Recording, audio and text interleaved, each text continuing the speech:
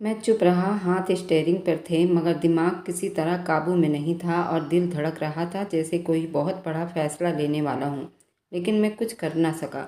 दिल ने हाथ रोक लिया। ज़मीर ने एक आखिरी बार चेतावनी दी, तुम किसी की जान लेने जा रहे हो। घर बस कुछ याद आ गया। रात को वह सो गई। मैं छत पर बैठा रहा, बेहद चुप। अंधेरे में एक मक्खी बार बार मेरे पास आती रही, जैसे बार बार याद दिलाने आई हो कि गंदगी कहाँ है। मैं किसी की ज़िंदगी ख़त्म करने वाला था, लेकिन मेरे दिल का जहर अभी भी ज्यों का त्यों मेरे अंदर ऐसे ही था। ये जंग अभी ख़त्म नहीं हुई थी, बस एक दिन के लिए टल गई थी और शायद अगले दिन मैं और ज़्यादा कमज़ोर हो जाऊं। उस रात छत पर देर तक बैठा रहा। अंधेरे में रोशनी की एक भी लकीर नज़र नहीं आ रही थी। नीचे कमरे में आंचल सो रही थी। मेरे दिल में बुरे बुरे ख्याल जाग रहे थे। मैं खुद को रोज़ समझाता रहा, पर दिल जैसे किसी और के बस में था। हर दिन कंगना की मंगनी की खबर, ये चाहत दिल को चुभती थी और मैं उस कांटे से छुटकारा चाहता था। किसी भी कीमत पर 2 दिन तक मैं बिल्कुल चुप रहूं। आंचल ने बात करने की कई बार कोशिश की, लेकिन मैंने बिजली थकान का बहाना बना दिया। वह समझ चुकी थी कि कुछ ठीक नहीं है, मगर उसके पास इतनी हिम्मत नहीं थी कि वह खुलकर पूछती। एक दिन सुबह चाय कप मेरे सामने रखते हुए बोली, अगर कुछ गलती की है तो माफ़ कर देना। कभी कभी इंसान सिर्फ दिल से सोचता है, दिमाग चुप हो जाता है। मैंने बिना देखे कांप उठा और सिर्फ सर हिला दिया। उस शाम घर में बिजली चली गई। आंचल सीढ़ियों के नीचे स्टोर रूम में मोमबत्ती लेने गई। मैं ऊपर के कमरे की लाइट देखकर जान गया कि यही मौका है। दिल जोर जोर से धड़कने लगा। मैंने जूते पहने धीरे से नीचे उतर आया। आंचल सीढ़ियों पर वापस चढ़ने लगी थी कि एक हाथ मोमबत्ती पर, दूसरा उसके पेट पर थी। मैंने दिल में कहा, अब या कभी नहीं। एक पल बस हाथ बढ़ाया, धीरे से उसको पीछे से बिना आवाज़ किए धक्का दिया। वापस मुड़कर ऊपर के कमरे में चला गया ताकि लोगों को लगे मैं उसके आसपास था ही नहीं। वह एक चीख के साथ नीचे गिर गई। मोमबत्ती उसके हाथ से छूट गई। सीढ़ियों पर उसके कदमों की गूंज आई। मेरे मम्मी पापा भी अंदर से भागे। क्या हुआ? माँ मुझे आवाज़ दे रही थी। मैं फिर भी ऊपर के कमरे से भागता हुआ नीचे आया। वह जब तक बेहोश हो चुकी थी। उसके सर में भी चोट आई थी, लेकिन उसने अपना दोनों हाथ अपने पेट पर रखा हुआ था। वह अपने बच्चे को बचाना चाहती थी। कुछ ही पलों बाद मम्मी की चीख सुनाई दी, पंकज, आंचल गिर गई है। मैं दौड़ा, जैसे कुछ पता ही ना हो। नीचे देखा, खून, मोमबत्ती का टुकड़ा और आंचल का बेहोश चेहरा। उसे उठाया, गोद में लिया, गाड़ी में रखा, सीधा अस्पताल पहुंचा। अस्पताल में डॉक्टर ने उसे जल्दी इमरजेंसी में भर्ती कर दिया। मैं अस्पताल के बाहर इंतजार करते हुए आंचल की माँ को फ़ोन कर रहा था। मम्मी, वो गिर गई है और उसकी बहुत बुरी हालत है। भगवान से प्रार्थना करो। आंसू निकालना बड़ा मुश्किल था और मैं पहले ही कई बार आईने के सामने रोने की एक्टिंग कर चुका था। आंचल के माँ बाप जल्दी अस्पताल पहुंचे। उनके साथ कंगना भी थी। मेरी नज़र उस पर पड़ी। वह सदमे में थी, कुछ बोलने की हालत में नहीं थी, लेकिन उसकी आंखों में बहुत दुख था और वह बहुत कुछ कहना चाहती थी। क्या हुआ था? उसने मुझसे पूछा।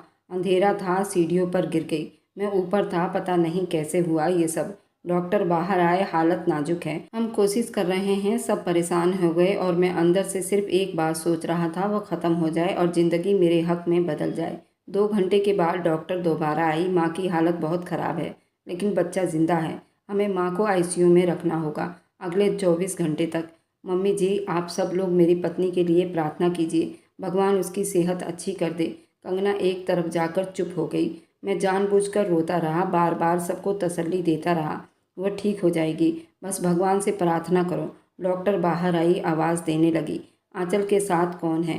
डॉक्टर ने बुलाया तो हम सब अंदर आ गए। आंचल के चेहरे पर इंजेक्शन मास्क था, लेकिन आंखें बंद थी। डॉक्टर ने आंचल के माँ बाप से कहा, हम पूरी कोशिश कर रहे हैं, आप भगवान से प्रार्थना करें। आंचल की माँ ने उसके माथे पर हाथ रखा। मेरी बच्ची, आंखें खोलो, कुछ बोलो। लेकिन वह तो बिल्कुल सुन थी। मैं एक तरफ खड़ा रहा, लेकिन इतना भी नहीं कि लोगों को शक हो। अंदर ही अंदर मैं खुश हो रहा था। सुकून की एक लहर दौड़ी थी। भगवान, जल्दी से समय पूरा करो, आंचल को मेरे रास्ते से हटा दो। अब जैसे हर कदम मुझे कंगना के पास ले जा रहा था। कंगना ने एक बार मेरी तरफ देखा। मैंने जल्दी आंखें झुका ली। रात गए। आंचल को दोबारा वेंटिलेटर पर शिफ्ट किया गया था। सब लोग थक चुके थे। मैं चुपचाप एक कोने में बैठकर सर पकड़ लिया, जैसे बहुत परेशान हूँ। पंकज, कुछ खा लो, सारा दिन से कुछ नहीं खाया। मम्मी ने कहा, दिल नहीं कर रहा। आंचल को देखकर मुझे कुछ भी सूझता नहीं। ये शब्द मैंने जज्बात के साथ बोले, ताकि मेरा दिल असली लगे। सुबह जब आँख खुली तो अस्पताल के सफ़ेद दीवारें पहले से ज़्यादा चुप लग रही थी। नर्स आई, कहा डॉक्टर साहब आपसे मिलना चाहते हैं। मैंने धीरे से मम्मी को जगाया। आंचल की माँ बेंच पर सो रही थी, कंगना एक तरफ टेक लगाकर बैठी थी। हम सब डॉक्टर के कमरे की तरफ गए। डॉक्टर ने नज़रें झुकाकर कहा, हमने पूरी कोशिश की मगर हम आंचल को नहीं बचा सके। कुछ पल के लिए चुप्पी छाई रही। बच्चा आंचल के माँ बाप ने ली हुई थी। कांपती हुई आवाज़ में पूछा, बच्चा ठीक है, बिल्कुल सेहतमंद है। आंचल की माँ वहीं ज़मीन पर बैठ गई। मेरी बच्ची, मेरी आंचल। कंगना ने तेज़ी से आगे बढ़कर माँ को संभाला। मैं कुछ देर बिल्कुल सुन खड़ा रहा, फिर धीरे धीरे 2 कदम आगे बढ़ा, आंचल के माँ बाप के कदमों में बैठ गया। माँ जी, मैं तो बस उसे खुश रखना चाहता था। मेरी आवाज़ में कपकपाहट थी, आंखों से आंसू बह रहे थे। मैं अपनी हथेलियों में मुँह छुपाकर रो रहा था। हम सब ने यही चाहा था बेटा। उन्होंने हाथ मेरे कंधे पर रखा। ये भगवान का फैसला है, मैं बार बार यही कहता रहा। मुझे कुछ समझ नहीं आ रहा, वह मुझे छोड़कर कैसे जा सकती है। सब मेरे आसपास इकट्ठा हो गए। कंगना चुप खड़ी थी, उसके चेहरे पर सदमे की एक अलग गहराई थी। मैंने एक नज़र उसकी तरफ देखा, वह पलटकर पीछे हट गई। 2 घंटे बाद आंचल की लाश को घर लाया गया। अंतिम संस्कार शुरू हो चुकी थी। आंचल कमरे में थी। आंचल के मृत शरीर को सुहागन बनाया जा रहा था। उसकी अंतिम संस्कार की तैयारी होनी थी। उसके गम में हर जगह अंधेरा था। कभी कोई आकर गले लगता, कभी कोई तसल्ली देता। शाम को उसका अंतिम संस्कार पूरा हुआ। लौटते समय बच्चा आंचल की माँ की गोद में था और वह रोती जा रही थी। यही मेरी बच्ची की आखिरी निशानी है। मैंने बच्चा उनसे ले लिया, धीरे से उसको चूमा और कहा, मैं वादा करता हूँ मैं उसे कभी माँ की कमी महसूस नहीं होने दूंगा। उस पल मैं खुद को सबके सामने ऐसे दिखाया जैसे पत्नी से बेहद मोहब्बत करने वाला पति हूँ, जो अब सिर्फ बच्चे के लिए जिंदा है। आंचल के अंतिम संस्कार के बाद घर में 2-3 दिन तक चुप्पी रही। तीसरे रात को आंचल के माँ बाप ने मुझसे कहा, बेटा तुम अकेले हो, तुम्हें ऐसे नहीं देख सकती। मम्मी जी, मैं किसी के सहारे के बगैर भी उसे पाल लूँगा। ये मेरे आंचल की आखिरी निशानी है। लेकिन बच्चा माँ का मोहताज होता है। हम चाहते हैं कोई हो जो उसका ख्याल रख सके। मैंने जल्दी कहा, आप कंगना को इस मुसीबत में न डालें। उसके अपने सपने हैं। वो मेरी पत्नी की बहन है। वो मेरे लिए हमेशा बहनों जैसी रहेगी। ये सब कुछ मैं जानबूझकर उस अंदाज में कह रहा था कि उनको मेरे ऊपर कोई शक ना हो। अगले दिन कंगना चुपचाप मेरे कमरे में आई। हाथ में आंचल का एक पुराना कपड़ा था। ये उसका दुपट्टा था, आखिरी बार उसने पहना था। माँ ने कहा था तुम्हें दे दूँ। मैंने वह कपड़ा हाथ में ले लिया, आंखें बंद की और गहरी सांस ली। मैं कुछ नहीं भूला, सब याद है। वो पलटने लगी तो मैंने कहा, कंगना तुम्हें कभी ये महसूस हुआ कि मैं गलत हूँ? उसने जल्दी मेरी तरफ देखा, आंखों में तेजी आई। नहीं, कभी नहीं। फिर वह तेजी से बाहर चली गई। मैं आईने के सामने खड़े होकर खुद को देखा। हल्की सी मुस्कुराहट उभरी, जैसे मंजिल अब और ज़्यादा दूर नहीं। मैंने लोगों के दिल जीत लिए थे। अब अगला कदम सिर्फ वक्त था। तीसरे दिन सुबह का वक्त था। मैं आंगन में बैठा था। गोद में आंचल का बच्चा था जो अभी इस दुनिया से बेखबर सो रहा था। मैं उसे सीने से लगाकर बार बार यही सोच रहा था कि लोग कितनी जल्दी आंसुओं पर यकीन कर लेते हैं। सिर्फ आंसू, कुछ पल और कुछ शब्द। वही इंसान जो असल मुजरिम होता है सबसे मासूम नजर आने लगता है। आंचल की माँ पास बैठी थी। उनकी नज़रें बच्चे पर थी, लेकिन शब्द मेरे लिए था। पंकज, तुमने जिस हिम्मत से ये वक्त काटा है, मैं हैरान हूँ। भगवान तुम्हें इस बच्चे के लिए सही सलामत रखे। मैंने धीरे से कहा, मम्मी जी, मैं कुछ नहीं हूँ। असल ताकत और हिम्मत तो आंचल थी। वह होती तो आवाज़ रुक गई। सर झुकाकर आंखें पोंछता हुआ रो पड़ा। आंचल के माँ बाप धीरे कदमों से मेरे पास आए। हमने बहुत सोचा पंकज, इस बच्चे को माँ की बहुत ज़रूरत है। हम तुम्हें अकेला नहीं छोड़ सकते। मैंने जल्दी ना में सिर हिलाया। माँ जी, प्लीज़ ऐसी बातें ना करें। मेरे लिए अब आंचल की जगह कोई नहीं ले सकता। ये बच्चा माँ के बगैर कैसे पलेगा? तुम्हारी जवानी, तुम्हारी ज़िंदगी का क्या होगा? हम नहीं चाहते कि तुम्हारी सारी उम्र अकेले बीत जाए। मैंने अपनी नज़र ऊपर नहीं उठाई और वे दोनों मेरी तरफ देख रहे थे, जैसे कुछ कहना चाहते हों मगर कहने से रुक रहे हों। हम चाहते हैं, अगर तुम अच्छा समझो तो। कंगना। नहीं, मैंने जल्दी कहा। आवाज़ में थोड़ा जोर आया। मम्मी जी, कंगना मेरी पत्नी की बहन है। वह बच्ची है। मैं उसे कैसे अपनी आंचल की जगह दे सकता हूँ? माँ जी ने मेरे हाथ पर हाथ रखा। वह बच्ची नहीं रही पंकज, वह समझदार है। समस्याओं ने उसे वक्त से पहले बड़ा कर दिया है और वह इस बच्चे की मौसी भी है। उसे माँ से बढ़कर चाहेगी। आंचल के पिता ने कहा। हमने बहुत गौर किया, ये रिश्ता सबके लिए ठीक रहेगा। मैं चुप हो गया। कुछ पलों की चुप्पी के बाद बोला, अगर कंगना की मर्जी हो तब भी नहीं चाहूँगा कि उसकी ज़िंदगी का रास्ता मेरे बच्चे के लिए बदले। वह तो आगे पढ़ना चाहती है, नौकरी करना चाहती है, वह सब बात की बात है। सिर्फ तुम्हारे और बच्चे के बारे में सोच रहे हैं। मैंने अपने बच्चे को थाम कर उन दोनों की तरफ देखा। मुझे वक्त तो मैं कुछ नहीं कह सकता। उस रात मैंने एक बार फिर कंगना को चुपचाप अंधेरे में बैठे देखा। उसके हाथ में आंचल की डायरी थी, शायद कुछ पढ़ रही थी। मैं पास गया तो उसने जल्दी से वह डायरी बंद कर दी। काफ़ी दिन हो गए तुमसे बात नहीं हुई, उसने कहा। क्या बात करने को बचा है? सब कुछ बदल गया है। तुम बदले नहीं, तुम सिर्फ बेनकाब हुए हो। उसका शब्द नरम था लेकिन शब्द गहरे थे। मैंने नजरें झुकाई। मम्मी पापा तुम्हारे रिश्ते की बात कर रहे थे, पता है, और तुम मना कर रहे हो क्योंकि मैं सच में नहीं चाहता कि तुम अपनी ज़िंदगी मेरे बच्चे के लिए कुर्बान करो। तुम चाहो या ना चाहो, मुझे परवाह नहीं। मैं सिर्फ ये देख रही हूँ कि कब तक झूठ बोलना बंद करोगे। मैंने क्या झूठ बोला है? यही कि तुम मना कर रहे हो, तुम्हारे दिल की इच्छा कुछ और है। मैं चुप रहा। वह पलट कर चली गई और मैं सोचता रहा। अब सच और झूठ में फ़र्क कोई नहीं रहा। सब कुछ एक दिखावे का हिस्सा बन चुका है। अगले दिन मेरे ससुर जाते वक्त फिर वही बात दोहरा गए। हम कंगना की मर्जी भी पूछ लेंगे, मगर तुम उससे बात करो, उसके दिल की हालात समझो। मैं चाहूँगा कि इस बारे में वह खुद फैसला करे। मैं कोई दबाव नहीं डालना चाहता उस पर। मैंने घर वापस आकर बच्चे को गोद में लिया। दरवाज़ा हल्का सा खोला। कंगना अंदर आई। हाथ में दूध की बोतल थी। बच्चे के लिए लाई हो? मैंने धीरे से कहा, ये तुम्हारी बहन की आखिरी निशानी है, इसलिए उसे संभाल रही हो? मैं बौखलाकर वापस पलटी। जाते हुए एक पल को रुकी। सबके सामने जो तुम चालाकी कर रहे हो ना, वह तुम्हें कामयाबी लगती है, पर जो अंदर से जानते हैं उनके सामने खाली हो। पंकज बिल्कुल चुप रहा। वह जा चुकी थी, मगर उसकी बातें दरवाजे पर जैसे नक्श छप चुकी थी। अब 2 महीने बीत चुके थे। आंचल के जाने के बाद सब चुप हो चुके थे। शोक का रंग अभी तक दीवारों पर बाकी था, लेकिन अब बातें बदलने लगी थी। मेरे ससुर जी हर बार मिलने आते, बच्चे को गोद में उठाते और कहकर जाते, हम सोच रहे हैं तुम्हें अकेला नहीं रहने देना चाहिए। मम्मी बात घुमाकर कहती, कंगना तो वैसे भी बच्चे से बहुत प्यार करती है, तुम दोनों की समझ बूझ है। मैं हर बारी वे सब दोहराता, अभी वक्त चाहिए। लेकिन वक्त में खुद खींच रहा था कि सच्चाई ज़्यादा सच्ची लगे। सबको ऐसा महसूस हो जैसे ये फैसला खुद कंगना का लगे और मैं उसे मजबूर ना करूं। फिर एक दिन ससुर जी ने कहा, हमने शादी की डेट रख दी है, अगली इतवार को। मैंने सर झुकाया, जैसा आप अच्छा समझे। दिल के अंदर जैसे कोई जीत का जश्न मना रहा था। मेरी नज़रें जिन राहों पर थी, अब वह दरवाजे मेरे लिए खुलने वाले थे। बचपन की जिद, जवानी की इच्छाएं, सब एक रस्मी आइडियो से पूरी होने जा रही थी। शादी वाले दिन सब कुछ सादा सा था। घर के आंगन में कुछ मेहमान, करीबी रिश्तेदार। शादी के टाइम थे। बच्चा मेरी गोद में था। मैं साफ सुथरे कपड़ों में चुपचाप बैठा था, लेकिन दिल की धड़कनें तेज थी। कंगना कमरे से निकली तो सबकी निगाहें उस पर थी। उसने ना कोई दुल्हन का कपड़ा पहना था, ना हाथों में मेहंदी थी, बाल यूं ही खुले थे। आंखों में एक अजीब ठहराव, ना शर्म, ना खुशी, ना अफसोस, बस एक चुप्पी, जैसे अंदर कुछ बोल रहा हो।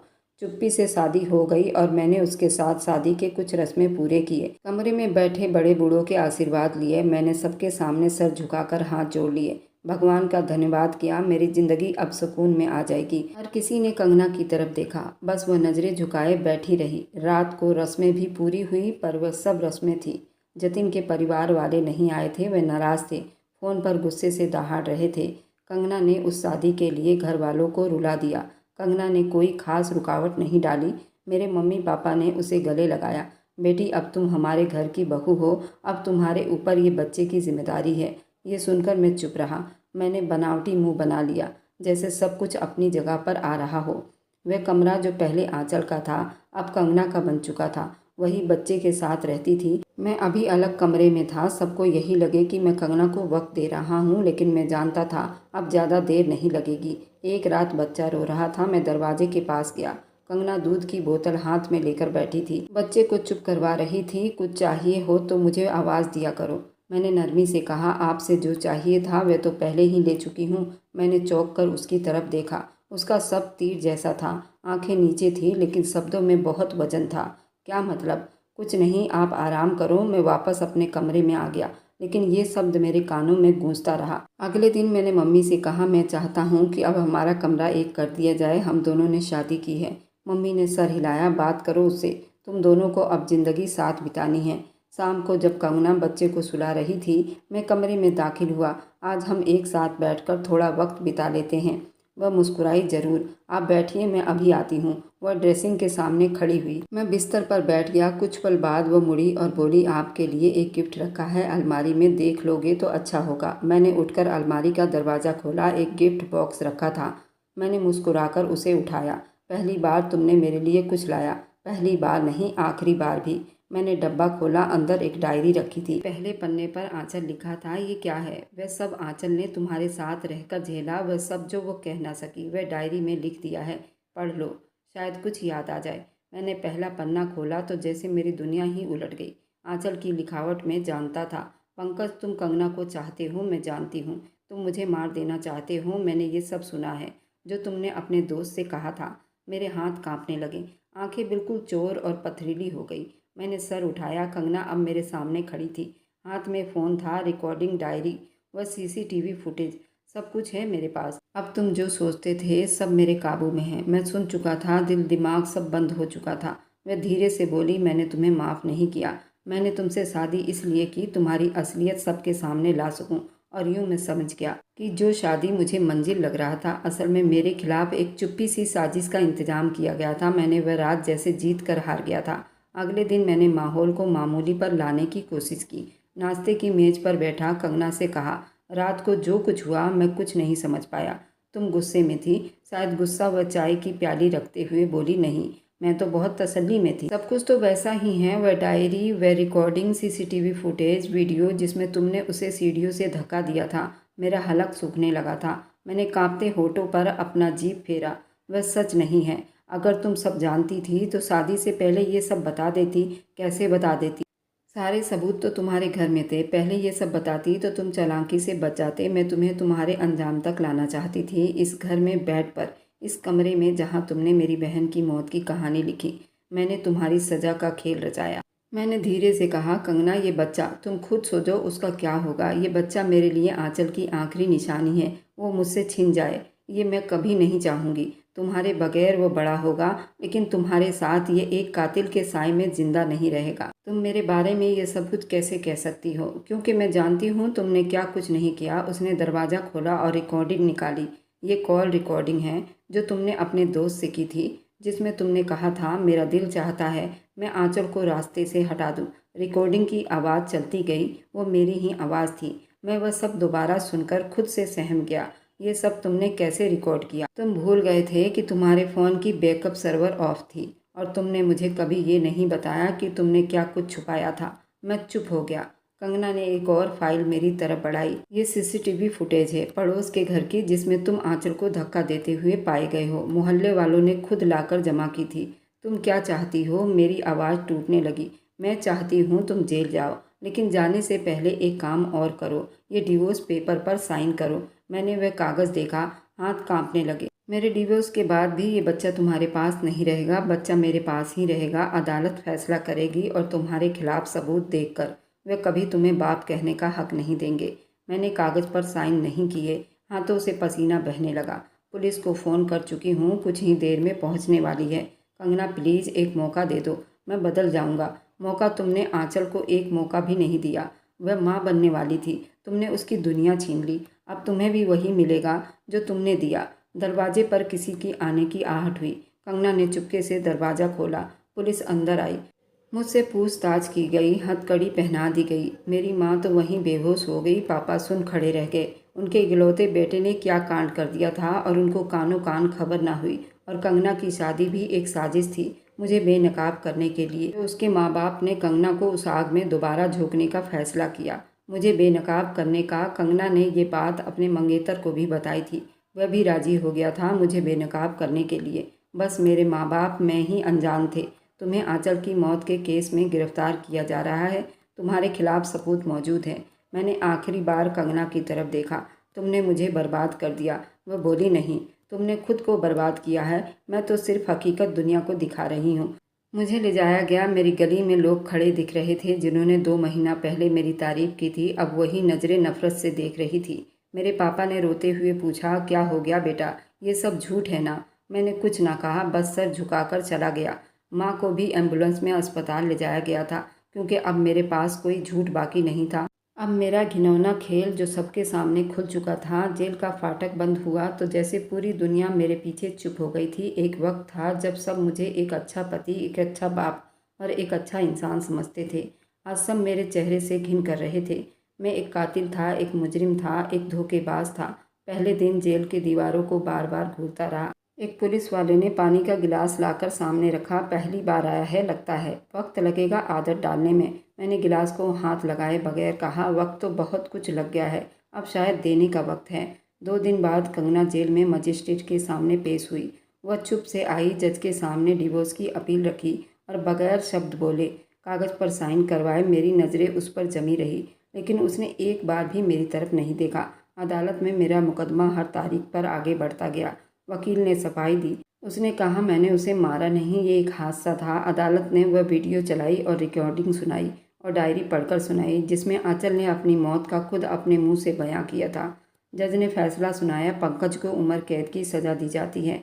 मैं चुप रहा, मुझे किसी फैसले की ज़रूरत नहीं थी। असल सज़ा तो मेरे अंदर बैठा ज़मीर दे रहा था, जो हर पल आंचल की चीख सुनता, उसके बेबस आंखें याद करता। जेल के कमरे में दिन रात बीत रहा था, बस वक्त गुजर रहा, जैसे कोई घड़ी बार बार उल्टी चल रही हो। खाने का स्वाद बिल्कुल मिट्टी जैसा था, नींद जैसे कर से मिल रही हो। रात को अक्सर नींद के बीच चौंक कर उठ जाता, पसीने में भीगना, सामने आंचल का चेहरा घूमना, ये सब मुझे पागल बना रहा था। उसका खून में लथपथ शरीर, आंखों में सवाल। पंकज, मैंने तुमसे सिर्फ मोहब्बत की थी। मैं दीवार से टेक लगाकर बैठ जाता, हाथों से सर पकड़ लेता, दिल ही दिल में चीखता, काश तुम मुझे छोड़कर ना जाती, तुम जिंदा रहती। एक दिन कंगना फिर जेल में आई। इस बार बच्चे के साथ आई थी। बच्चा बड़ा हो रहा था, आंचल की आंखें लेकर आया था। ये तुमसे आखिरी बार मिलने आया है, फिर कभी नहीं आएगा। मैंने धीरे से बच्चे की तरफ हाथ बढ़ाया। वह पीछे हट गया। वह तुम्हें नहीं जानता और जानने की ज़रूरत भी नहीं। तुमने जो चेहरा दिखाया उसके लिए काफ़ी है। कंगना, क्या तुम मुझे कभी माफ़ नहीं कर सकोगी? नहीं, मैं तुम्हें माफ़ नहीं करूँगी, नहीं तो आंचल का खून माफ़ हो जाएगा। वह जो हर रात सपने में आकर मुझसे सवाल करती है, उसका जवाब कैसे दूंगी? मुझे कंगना की बात सुनकर ऐसा लगा अब मौत ही मेरा छुटकारा है। नहीं पंकज, तुम्हें इतनी जल्दी छुटकारा नहीं मिल सकती। तुम्हें तड़पना है, यही सज़ा तुम्हारी है। वह चली गई। बच्चा उसकी उंगली पकड़े हुए पीछे मुड़े बगैर चला गया। मैं उसे और बच्चे को जाता हुआ देखता रहा। वह मंजर मुझे आज तक याद है, शायद मरते दम तक याद रहेगा। ऐसे ही दिन और फिर महीने, अब सालों बीत गए। केस अभी तक चल रहा है और शायद उम्र तक चलती रहेगी। मुझे उम्र कैद हुई थी। मेरी माँ मुझसे जेल में कभी मिलने नहीं आई। पापा कभी कभार आते थे। उन्होंने बताया कंगना और जतिन ने शादी कर ली है और कंगना, तुम्हारा बच्चा और जतिन सब विदेश चले गए हैं और कंगना के माता पिता भी उनके साथ ही हैं। मेरे माँ बाप बिल्कुल अकेले, जो हर रोज़ तड़पते थे। इधर जेल में मैं तड़पता था। मेरे बुरे कर्मों की सज़ा मेरे माँ बाप भी भुगत रहे थे।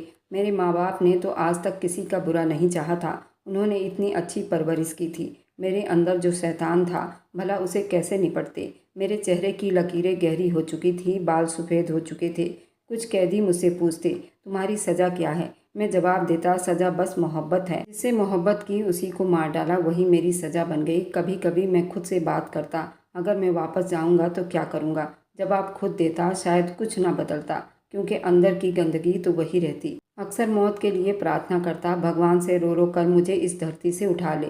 मैं अब कुछ नहीं चाहता, लेकिन मौत भी शायद मुझसे नफरत करती थी। एक रात बुखार चढ़ गया। नर्स ने आकर दवाई दी। मैंने आंखें बंद की। नींद आई तो आंचल सपने में आई। बाल बिखरे, चेहरे पर सुकून, आंखों में वही सवाल, अब पछता रहे हो? मैंने कहा, हर पल। तो बस जीते रहो पंकज, क्योंकि मौत बहुत मेहरबान है, तुम उसी लायक हो। आँख खुली तो फिर वही दीवार, वही सलाखें, वही तन्हाई। मैं समझ गया मेरी सज़ा मौत नहीं, जिंदगी है। और ये जिंदगी अब लंबी होगी, ख़त्म नहीं होगी। जो आदमी लालची हो, खुदगर्ज हो, उसको भगवान भी ऊपर नहीं बुलाता, उसे धरती पर ही रखकर उसकी कर्मों की सज़ा देता है। आखिरकार तन्हाई, शर्मिंदगी, पछतावे की सज़ा। पता है, सच और इंसाफ कभी न कभी सामने आते हैं, चाहे वो पर्दा कितना भी गहरा क्यों ना हो। और मेरी वीडियो आप लोग जहाँ कहीं से भी देखते हैं, कमेंट में अपने शहर और राज्य का नाम ज़रूर बताइए। मुझे आप लोगों के कमेंट पढ़ने में बहुत आनंद आता है और उन सभी का मैं बहुत बहुत धन्यवाद करना चाहती हूँ, जो लोग मेरी वीडियो को देखते हैं, लाइक करते हैं और शेयर करते हैं। अगर आपको आज की कहानी पसंद आई है तो वीडियो को ज़रूर लाइक कीजिएगा और अपने दोस्तों के साथ शेयर भी कीजिएगा। और हाँ, अगर आपने अभी तक हमारे चैनल को सब्सक्राइब नहीं किया है तो ज़रूर सब्सक्राइब कर लें। मिलते हैं हम अपनी कल की एक और नई दिलचस्प कहानी के साथ। मुझ पर सदा अपना प्यार और स्नेह बनाए रखें। सभी को मेरा प्यार भरा नमस्कार दोस्तों। खुश रहें, स्वस्थ रहें, मस्त रहें।